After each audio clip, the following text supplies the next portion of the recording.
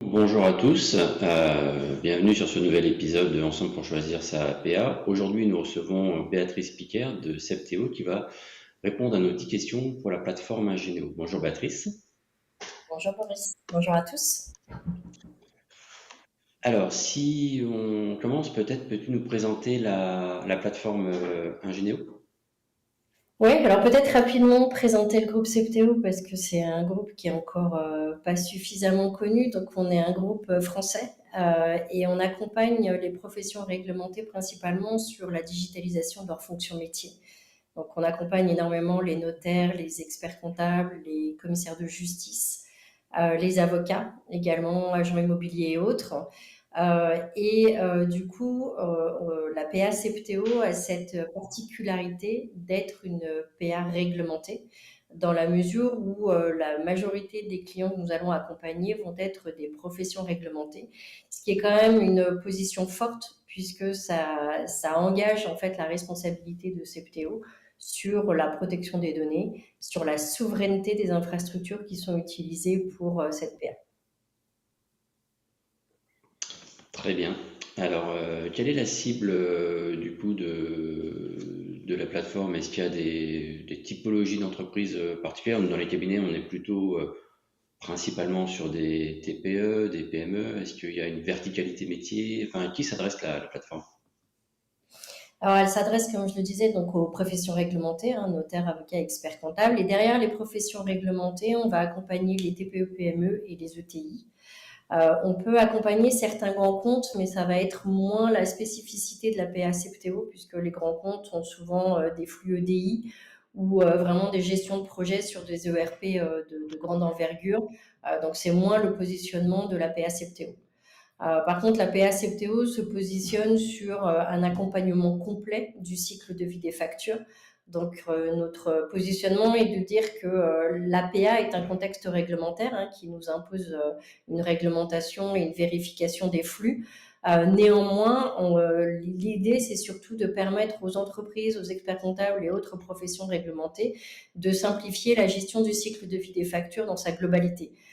Quelle que soit la typologie des factures, on va avoir des factures B2B, on va avoir des factures B2C, des factures européennes, des factures internationales, des factures avec l'administration, entrantes, sortantes. Et en fait, le vrai sujet, c'est de faire en sorte que toute cette gestion de facturation soit la plus simple possible et la plus automatisée possible, depuis la réception ou l'émission jusqu'à la mise à jour des statuts sur le paiement.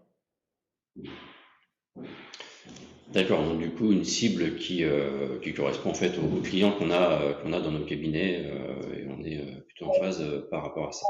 Alors si on rentre un petit Exactement. peu plus en détail sur la... Derrière chaque moment de vie. Et c'est vrai que ça nous tient à cœur pour toutes les professions qu'on accompagne, notamment les experts comptables. On est vraiment sur un positionnement où on se met derrière les professions qu'on accompagne, c'est-à-dire que cette PA et les solutions qu'on développe ont d'abord pour vocation de permettre aux experts comptables d'accompagner leurs entreprises et faire en sorte qu'elle soit non seulement conforme à la réglementation, mais que la relation qui s'est construite comme une relation de proximité entre l'expert comptable et ses clients ou ses entreprises se perdure dans le digital. Et en fait, le vrai sujet pour nous, c'est de dire on va se mettre derrière vous. C'est-à-dire que les outils qu'on propose sont des outils en marque blanche et on vous permet en fait de rendre votre cabinet visible, que ce soit dans le physique au travers de la relation que vous avez construite, mais également dans le digital poussé par la réglementation. Et l'idée, c'est de donner aux experts comptables les outils qui vont permettre aux entreprises non seulement d'être conformes sur la facturation électronique, mais également d'aller un cran plus loin sur la gestion des factures, l'automatisation du traitement des factures. Et puis, si je tire encore le trait, c'est qu'une fois que vous avez digitalisé vos entreprises, vous captez la donnée.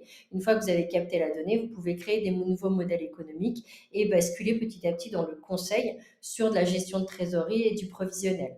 Et donc, on vous livre également les solutions qui vous permettent petit à petit d'accompagner les entreprises sur la maîtrise de leurs données.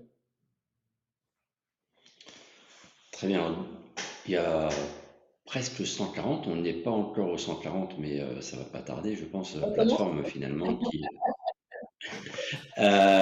Du coup, quelle est la valeur ajoutée? Qu'est-ce qui différencie en fait la plateforme Ingénéo des autres plateformes en fait? Quelle est vous Alors, il y a votre valeur plusieurs ajoutée, choses. ce que vous mettez vraiment en avant? Ouais, il y a plusieurs choses. Il y a déjà ce que je disais sur le traitement du cycle de vie complet des factures, hein. Derrière PA se cache effectivement le cycle de vie réglementaire, mais également le cycle de vie comptable. Le vrai sujet, en fait, en dehors de la réglementation, qui est un peu comme la DSN sur la paye, et qui est la capacité, en fait, à réguler le flux et les déclarations de TVA, là, l'idée, c'est de se dire, bah, profitons-en pour automatiser la totalité du cycle de vie des factures, que ce soit le cycle de vie comptable, mais également le cycle de vie réglementaire. Ce cycle de vie, il passe par réception, émission, validation, mise en paiement, paiement et archivage.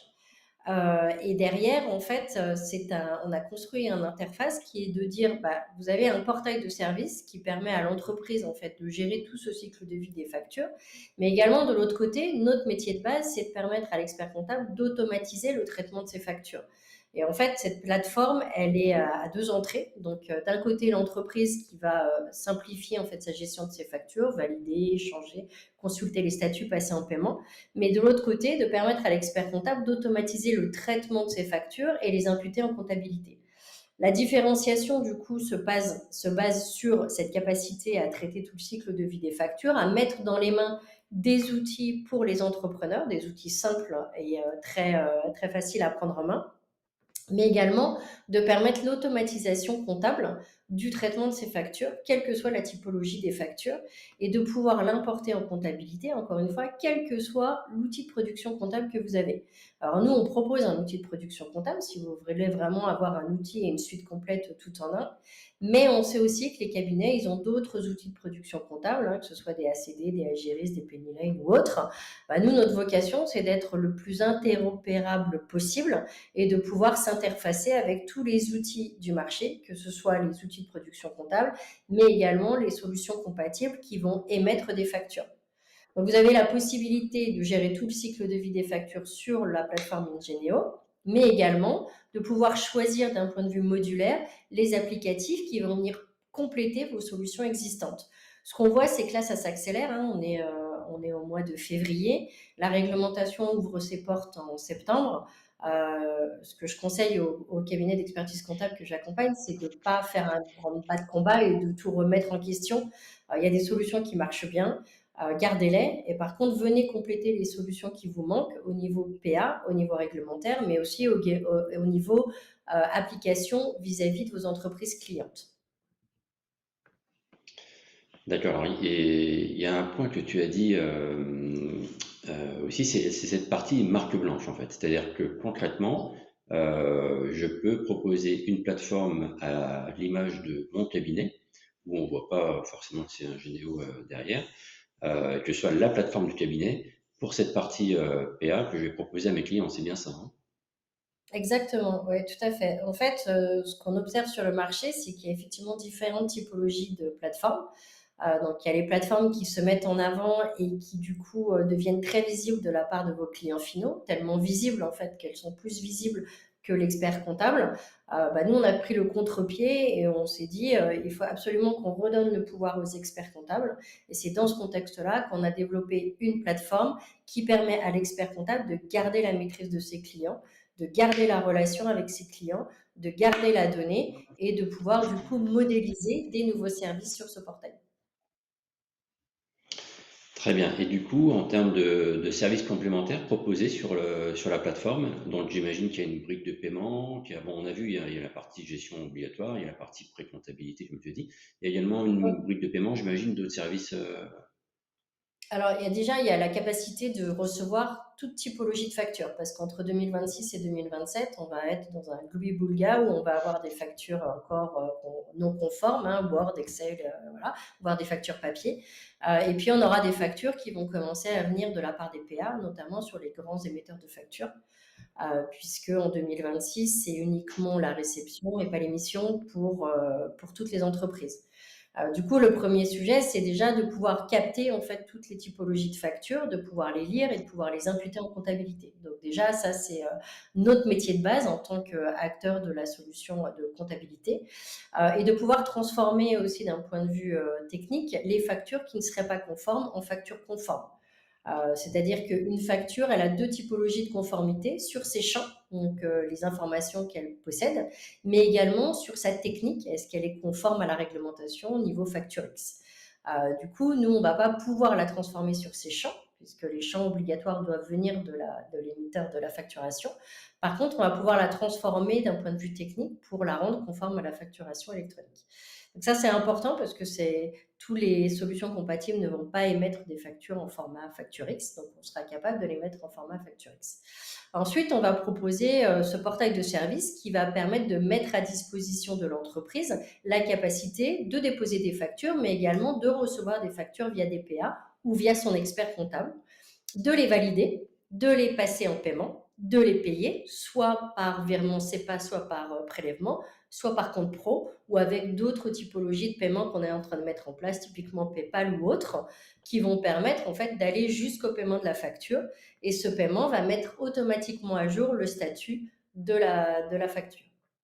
On est également en capacité de pouvoir reconnaître en automatique si c'est une facture B2B, B2C, donc reporting, international, Europe, et de pouvoir la router en automatique, quelle que soit la plateforme étatique du pays ou quelle que soit la typologie de la facture. Si c'est e-reporting, donc du B2C ou de l'international, on va concaténer le e-reporting et l'envoyer en automatique à la DGFiP selon les règles de TVA définies tous les 15 jours, tous les mois.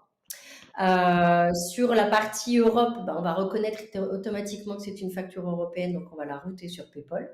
Si c'était une facture sur une plateforme autre du type Italie, on va la transférer directement à la plateforme italienne, etc., etc. Et si c'est du B2J, Chorus Pro pour anciennement Chorus Pro. Voilà.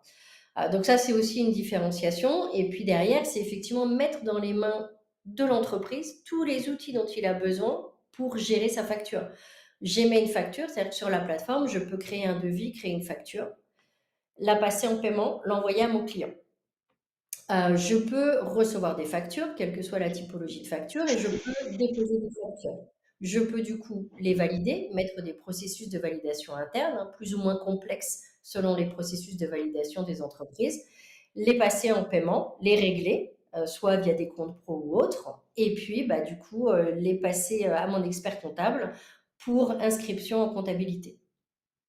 Voilà. L'autre sujet, c'est que du coup, la plateforme est très ouverte. Il y a des plateformes qui se ferment, qui vous disent, nous, c'est tous nos outils et notre PA ou rien. Nous, on leur dit, vous choisissez les modules dont vous avez besoin et notre PA va se connecter aux outils que vous avez déjà et à ceux que vous projetez d'avoir demain. Donc ça, c'est important aussi, soit par API propriétaire, on a notre propre API, donc on va connecter avec l'API de la SC ou de la PA, soit par l'API AFNOR, puisqu'on promeut, nous, fortement l'API AFNOR, qui va quand même simplifier fortement l'interopérabilité des PA. Donc, je vous engage aussi à regarder, est-ce que la PA que vous regardez, est-ce qu'elle est ouverte ou est-ce qu'elle est fermée? Est-ce qu'elle propose une API AFNOR ou pas? Parce que l'API AFNOR sera quand même un moyen de faciliter l'interopérabilité entre PA et, j'espère, va devenir la norme au niveau des PA. Très bien, donc ça c'était Pardon? ça c'était la question que tu anticipais sur toute la connexion en fait avec les outils comptables. Donc aujourd'hui, Généo est connecté avec l'ensemble des outils comptables qu'on a dans les cabinets, ceux qu'on voit sur les congrès, et également très Oui, ouvert avec les solutions compatibles, les outils de gestion. En fait. Vous avez vraiment fait le choix d'être exactement. très ouvert. Notre D'accord. métier de base, au départ, c'était la pré-compta, donc c'est vraiment recevoir des factures et les déposer en comptabilité, quel que soit l'outil de production comptable. Cette philosophie, on la garde au niveau de la PA et on va venir compléter en fait les solutions que vous n'avez pas à destination de vos clients. Le portail de service pour permettre à votre client, d'un point de vue tout simple, de consulter ses factures, de les valider, de les passer en paiement, de vérifier le statut, de vérifier en fait est-ce qu'elles sont en retard, est-ce qu'elles ont été payées, et également de vérifier la trésorerie. Et puis de l'autre côté, en fait, de permettre à l'expert comptable d'automatiser sa production, quelle que soit la typologie de facture et quelle que soit si la facture elle est Word, Excel, venant d'une PA ou pas. Et pareil, de pouvoir consulter en fait l'avancement de la facture dans son cycle de vie comptable. Très Donc cette bien. interopérabilité, elle est voilà. Ok. Alors on mettra la grille tarifaire hein, dans le dossier, mais quelle est la politique tarifaire? Combien ça coûte la plateforme 7TO? Alors, Et puis est-ce qu'il y a des facturations des services annexes? Comment ça fonctionne? alors la politique de prix dépend de la typologie de dossier. Donc, on a fait un prix au dossier, qui est beaucoup plus simple en fait pour un expert comptable, puisqu'il sait exactement en fait combien il achète et combien il va pouvoir revendre. Ce prix est complètement discuté avec l'expert comptable et transparent. Par contre, après, c'est à lui de créer son modèle économique et de revendre en fait la PA en fonction des applicatifs qu'il va mettre dans les mains de son entrepreneur. Du coup, en fait, le prix est modulable selon déjà le traitement la typologie d'entreprise. Est-ce que c'est une SCI, une LMNP? Enfin, LMNP n'étant pas une entreprise mais un statut. Est-ce que c'est un BIC? Est-ce que c'est un BNC? Et selon la volumétrie de facture, du coup, vous allez payer un prix au dossier. Ce prix, il est capé et la volumétrie est capée. Par contre, c'est une volumétrie qui est mutualisée. C'est-à-dire que vous allez, je ne sais pas, en tant que cabinet, dire bah, moi j'ai 10 000 SCI, j'ai 3 000 BIC et j'ai 2 000 BNC. Du coup, vous allez payer en fait selon la typologie d'entreprise que vous avez un prix à la PA. Et puis, vous allez avoir du coup un combo mutualisé de volumétrie de facture. Et puis, bah, le compteur de facture va venir se dégréver en fonction de la consommation de la totalité de vos dossiers au sein du cabinet. Ce qui fait que s'il y a une SCI qui dépense plus que ce qui était prévu, bah, et que le BIC d'à côté dépense moins que ce qu'il avait prévu, bah, à la fin, c'est le compteur global que le cabinet a sur la volumétrie de ses factures. Donc ça, c'est un prix au dossier. Et puis après, bah, vous achetez des applicatifs euh, au sein d'un pack, donc pack entrepreneur. Est-ce que vous voulez un pack standard? C'est juste l'accès au portail de service pour permettre à l'entreprise de vérifier ses statuts, de les valider, de les passer en paiement. Est-ce que vous voulez le paiement en plus avec le compte pro? Est-ce que vous voulez le budget, la trésorerie en plus? Est-ce que vous voulez les ventes et la capacité de permettre à vos entrepreneurs d'émettre des devis et des factures? Donc, vous avez un prix standard et puis après, vous avez des différents packs selon la typologie de fonctions que vous souhaitez mettre à disposition de vos entreprises. Voilà. Encore une fois, c'est toujours un prix au dossier. Donc, vous savez exactement combien vous achetez et vous savez à peu près combien vous pouvez revendre, puisqu'on vous propose un prix public généralement constaté, qui vous permet après de dire, bah, ça sert à rien d'aller vendre trop cher parce que le marché, il est à tel prix.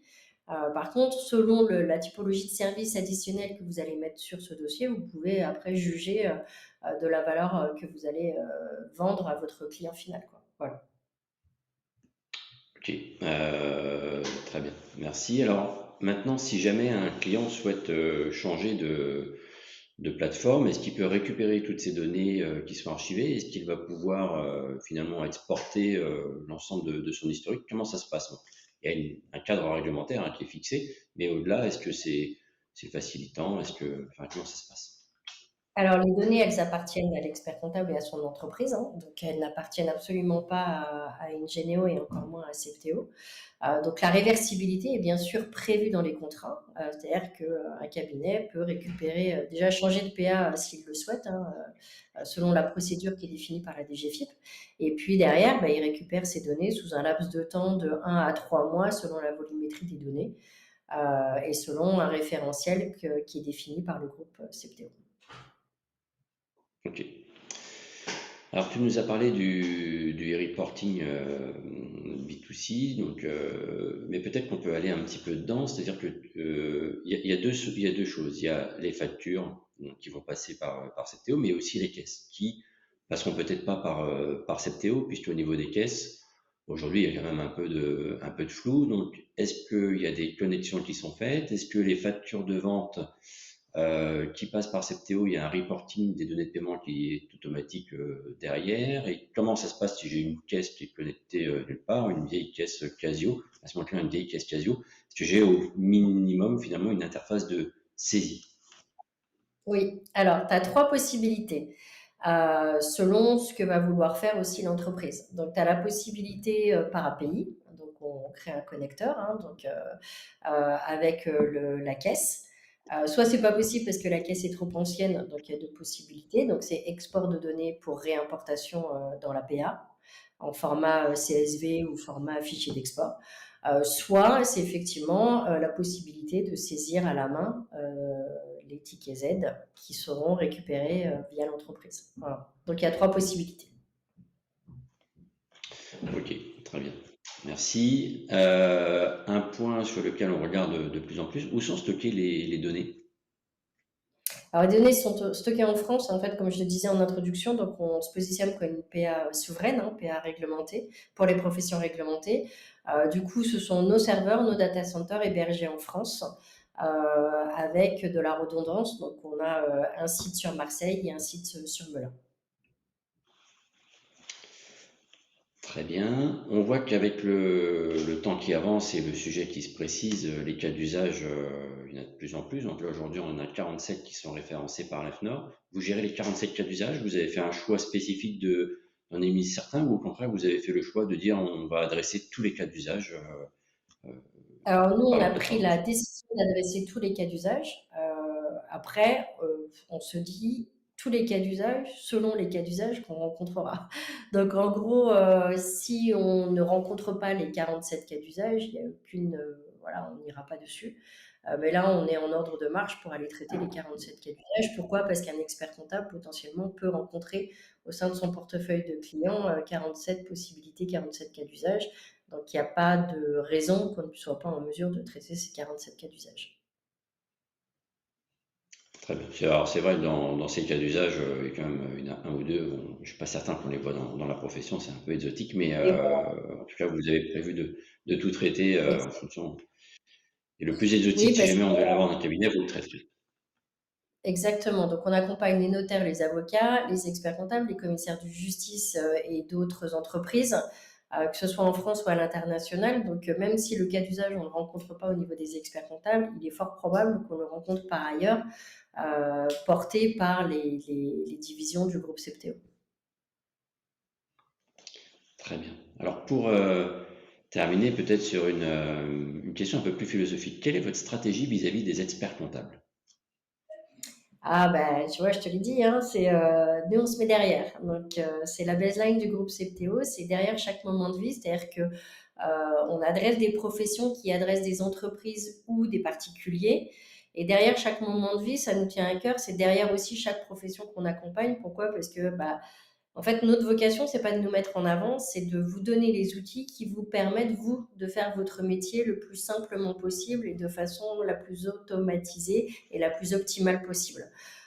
Donc notre vocation, c'est pas d'aller capter la valeur à votre place, mais c'est de vous donner les moyens de capter cette valeur et surtout de pouvoir vous transformer en fonction de l'évolution de la donnée, en fonction de l'évolution des usagers et autres. Donc si on vient se mettre devant vous, ça veut dire que quelque part, on est en train de vous désintermédier et qu'on est en train d'aller capter la valeur du client final du début jusqu'à la fin. Et l'expert comptable, même si effectivement sa vocation, c'est pas d'utiliser des outils digitaux ou de les revendre, bah, quelque part, c'est quand même de rester le lien maître et dominant en fait sur la relation avec les entreprises. Et donc, que ce soit en physique ou en digital, nous, notre vocation, c'est de dire on vous donne les outils, on vous donne les moyens, mais vous restez maître et vraiment acteur et maître de la relation que vous avez avec vos entrepreneurs. Ça ne veut pas dire que derrière, c'est vous qui devez faire le support ou qui devez faire la vente.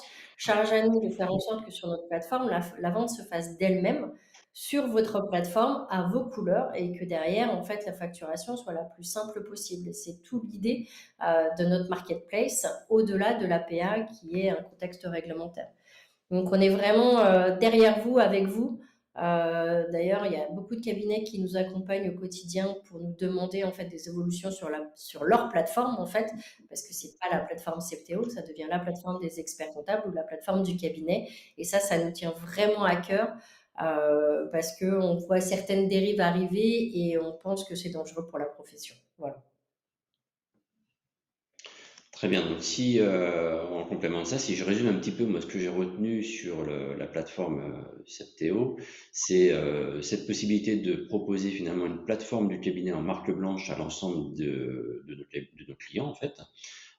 Dessus, il y aura la gestion de la brique PA, il y a la partie, toute la partie obligatoire avec les 47 cas d'usage, la partie pré-comptabilité, des services complémentaires comme le paiement, mais avec une approche qui n'est pas centrée uniquement sur le compte pro, mais qui soit également avec le compte habituel de l'entreprise. Si il n'y a pas C'est de ça? contrainte de compte pro spécifiquement, hein, ça peut être, c'est plus large, et des briques de services complémentaires qui sont sur cette plateforme que le client choisit de prendre ou pas, et que le cabinet finalement refacture derrière avec une approche de tarif au dossier, mais un volume mutualisé au sein du cabinet. Comme ça, quand j'ai une SCI qui finalement explose les compteurs, il vient piocher ce que j'avais acheté pour les autres qui n'ont pas utilisé. Et j'ai pas de facturation sur un dossier qui surconsomme et du manque à gagner entre guillemets sur un dossier qui consommerait pas. En fait, tout ça c'est mutualisé en C'est termes ça, de volume. Est-ce que j'ai bien exactement. résumé cette partie-là ou est-ce que j'ai oublié un point? Tu peux t'embaucher. Bon, oui, ok. Ok. Alors on va passer peut-être aux questions du coup qu'on a eu dans le chat. Euh, alors là, est-ce que Ageno est interfacé avec les autres plateformes? Là, je te laisse répondre, Bien mais je sûr. pense Ouais. que oui, de toute Donc façon, on c'est a le principe des plateformes. si les autres plateformes sont en API AFNOR, c'est beaucoup plus simple parce que du coup on utilise tous la même API, on n'est pas obligé de reconnecter API à API.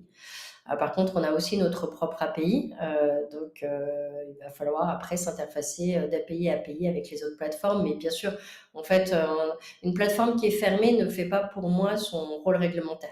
Donc une PA doit être la plus ouverte possible pour simplifier les échanges d'une PA à une autre. Si une PA vous dit bah non, nous on est fermé et des merzenzen gigiche, comme je dis chez moi, eh ben, je me dis, c'est encore une fois, c'est qu'on veut fermer en fait l'utilisation sur une plateforme, alors que la PA doit être la plus ouverte possible, quoi.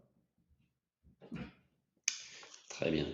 Est-ce que on a une question, tu as parlé de la possibilité finalement pour la plateforme de transformer une facture qui ne serait pas au format Facturix. J'ai une solution de facturation, elle ne me permet pas de sortir des Facturix, donc je la mets sur la plateforme la transforme au format Facturix.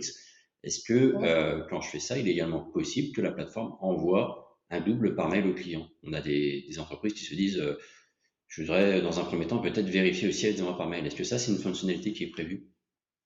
Alors, il n'y a pas vocation d'utiliser l'email, encore une fois, puisque le client, il a un portail de Hmm. service sur lequel, en fait, il va consulter ses factures. Donc, en fait, il va vite voir, en fait, il va consulter ses factures, celles qu'il a reçues, celles qu'il a émises, et puis celles avec les différents statuts. Donc, il aura un statut ou facture mise en conformité par la PA Septéo. Donc, il pourra tout de suite voir, en fait, que cette facture, elle est arrivée, qui n'était pas conforme, et qu'on l'a transformée en conformité.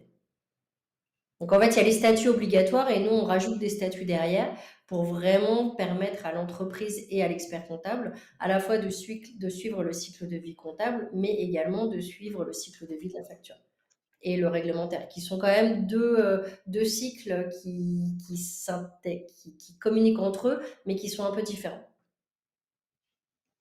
Très bien. Une question très précise, est-ce qu'un Géno est connecté avec EBP Compta OpenLine? Je pense, oui. Il faudrait que je regarde, je vérifie. Alors, je sais qu'on est connecté avec EBP. Alors, Compta OpenLine, je connais pas la référence par cœur, mais de toutes les façons, même si elle n'était pas connectée, ce qui peut arriver, hein, parce que les éditeurs évoluent aussi et il y a quand même beaucoup de solutions de comptabilité, malgré les 95% avec lesquels on est connecté. Créer un connecteur, nous, ça nous prend 1 heure ou deux. Donc, voilà. Pas de sujet particulier sur la connexion. Ouais, ok, d'accord. Et j'imagine que pour les solutions les plus exotiques ou qui seraient pas du tout On va aller sur connectables, on peut gérer un fait et les puis voilà, quoi. c'est Quadra et autres, hein, donc c'est toute la famille. EBP, on est connecté aussi. Alors spécifiquement sur cette référence, je les ai pas toutes en tête, mais je pense que oui. Après les ACD, les Penny Lane, les MyUnisoft, les Time et autres, oui, sans aucun problème. Mm. Pour que nos clients choisissent la plateforme Septéo, il faut donc qu'ils signent un mandat. C'est une fonctionnalité qui est intégrée dans la plateforme? Oui. Alors le mandat, il doit être signé entre l'entreprise et l'expert comptable. Une fois que le mandat est signé entre l'entreprise et l'expert comptable, l'expert comptable a choisi sa PA. Donc, s'il a choisi Septéo, bah, du coup, il peut envoyer ses mandats directement sur la plateforme à ses clients. Il peut directement les faire signer en ligne à valeur probante. C'est important là-dessus parce que la DGFiP précise qu'une case à cocher n'est pas un engagement formel pour une entreprise sur une PA, donc il faut une signature à valeur probante. Sur d'autres professions, on peut demander un KYC, donc on peut demander typiquement une vérification d'identité et une vérification du mandataire social, ce qui n'est pas le cas pour la profession réglementée expert comptable parce qu'il y a ce sujet de mandat, justement l'entreprise donne mandat à l'expert comptable. Une fois que les mandats sont signés et que l'expert comptable a choisi sa PA, en fait, il y a un enregistrement automatique via les mandats sur le PPF via la plateforme Ingenio. Une question sur la facturation, parce que du coup, c'est le cabinet qui est client de Septéo, donc on reçoit la facture, mais il y a pas mal de lignes de facturation. Il y avait une question qui a été soulevée, c'est est-ce que j'ai une interface facile pour refacturer à mes clients? Enfin, comment ça va se passer pour que je puisse gérer cette partie refacturation à mes clients? Alors aujourd'hui, en fait, vous les refacturez déjà selon les modèles économiques. C'est-à-dire qu'il y a, selon votre modèle économique au sein du cabinet, soit vous l'intégrez dans votre forfait, et donc voilà, soit vous intégrez un pack digital, soit vous intégrez un pack facturation électronique, et c'est inclus dans votre forfait cabinet, donc, ou dans votre facture cabinet. Donc ça, c'est la première option. La deuxième option, qui sort là courant 2026, qui n'existe pas encore, pour être tout à fait transparente, mais qui va sortir, c'est-à-dire que l'entreprise en fait va être en mesure de s'abonner directement sur la plateforme aux applicatifs mis à disposition par l'expert comptable, de pouvoir en fait recevoir directement sa facture sur la plateforme en lieu et place de l'expert comptable qui devrait lui envoyer. C'est-à-dire que toutes les transactions, un peu pour si vous utilisez Netflix, tout se passe sur la plateforme. C'est le cabinet qui décide en fait au prix qu'il veut vendre et le client s'abonne et reçoit sa facture. Et après, il paye directement l'expert comptable. Une fois qu'il a payé l'expert comptable, nous, on sait exactement quelles entreprises ont consommé quoi sur la plateforme de l'expert comptable et on va refacturer l'expert comptable selon le prix d'achat qui a été négocié. Très bien. Donc, il n'y a pas de Et, facturation directe entre Ingenio et l'entreprise, si c'était la question.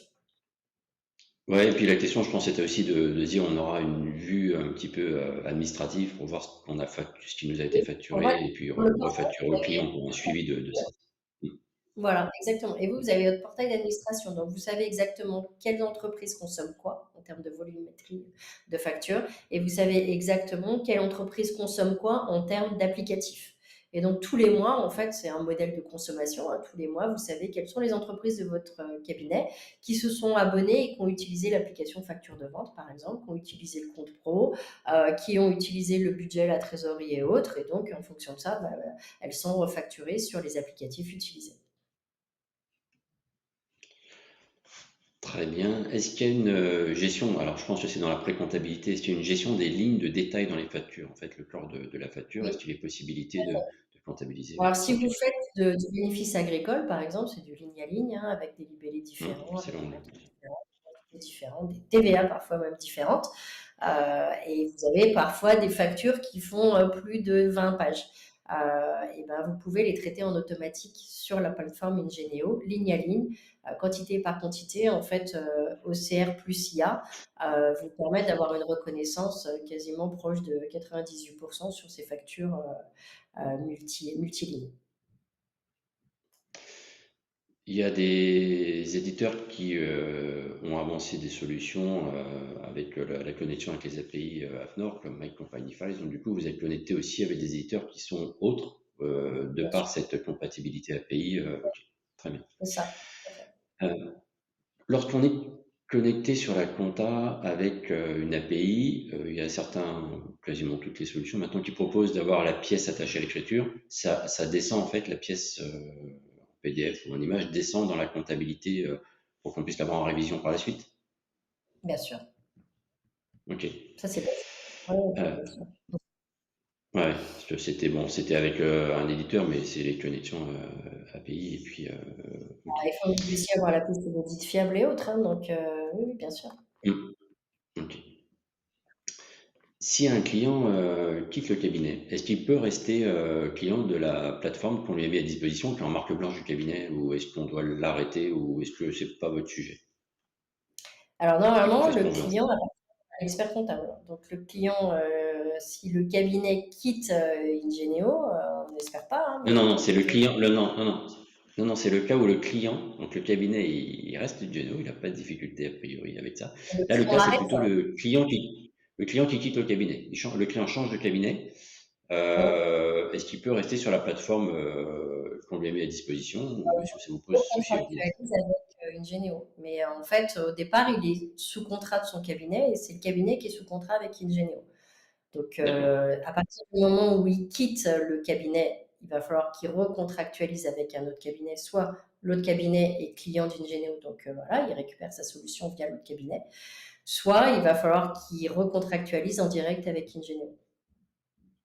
Ok, très bien.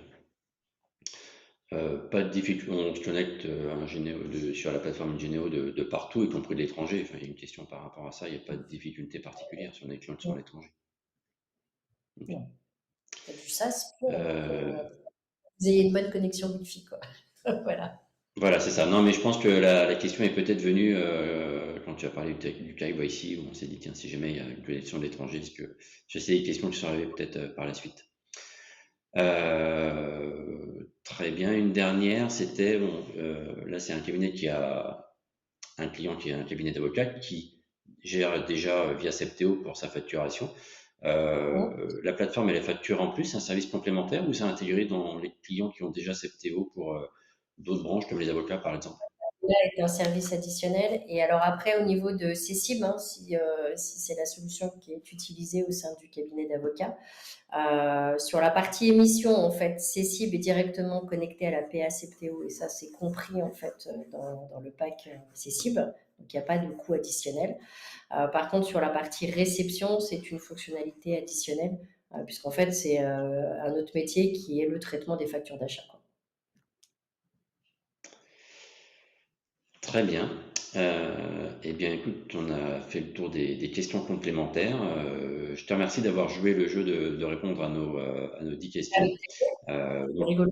on retrouvera tout ça, y compris le détail dans le dossier Ouais, ok, ça qu'on va marche. Puis encore préparer, et une puis fois, sur le site. on reste à la disposition des experts comptables, hein, donc ingenio.secteo.com. Après, je sais pas, je pense que vous allez transférer nos coordonnées ou les miennes, mais voilà. C'est le bon Oui, moment elles en seront fait. sur le site. Que maintenant n'attendez plus. Je pense que c'est la dernière ligne droite pour avancer. Il y a encore des cabinets qui n'ont pas envoyé les mandats, il y a encore des cabinets qui n'ont pas inscrit leurs clients sur le PPF. La première étape, c'est faire signer les mandats, comme ça vous verrouillez vos clients au niveau du cabinet, ils ne partent pas ailleurs. Deuxième étape, c'est une fois qu'ils ont signé les mandats, on les inscrit dans le PPF, comme ça ils sont visibles en fait au niveau du PPF comme sur la PA X, Y, Z. Et puis après, vous pourrez leur mettre dans les mains à la sortie de la période fiscale les applicatifs qui vont bien, voire commencer à leur mettre petit à petit dans les mains un portail de service avec quelques applicatifs pour qu'ils commencent à s'habituer à l'environnement PA, quoi. Mais là, on n'a plus trop de temps, hein. Je pense que ça va s'accélérer très très Voilà, vite. En plus de ça, voilà, il y a la période fiscale, ensuite il y a les vacances d'été et on va être plongé dedans, quoi. Voilà. ouais, si on veut profiter un peu de l'été, faut pas qu'on traîne et qu'on attende ça trop tard. Ouais, voilà, je pense que la vie est déjà suffisamment stressante pour pas s'en rajouter, quoi. Voilà. Merci Béatrice, merci à tous, et puis à très bientôt. À très vite, merci beaucoup. Très belle journée à tous.